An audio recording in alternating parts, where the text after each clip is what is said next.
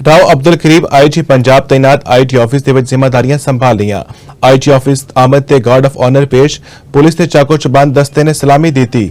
IG Punjab ਦਾ ਕਹਿਣਾ ਹੈ ਕਿ ਜੋ ईमानदारी ਨਾਲ ਕੰਮ ਕਰੇਗਾ ਉਹ ਟੀਮ ਦਾ ਹਿੱਸਾ ਰਹੇਗਾ।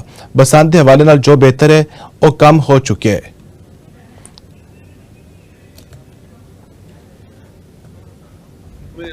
आईजी राव अब्दुल करीम ने अपने ओहदे दा चार्ज बाज़ाब्ता तौर पर संभाल लिया है।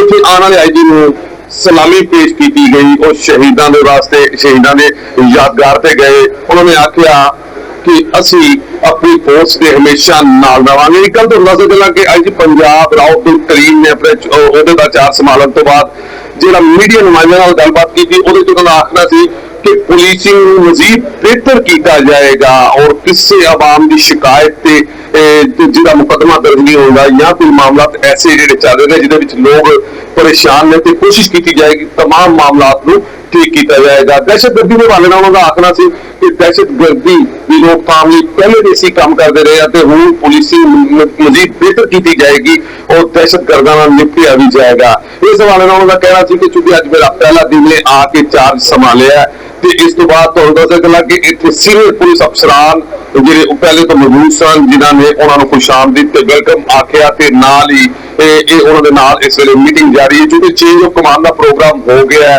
ते आईजी उस्मान अनवर साहब को जिहड़ी स्टिक है और राव अब्दुल करीम साहब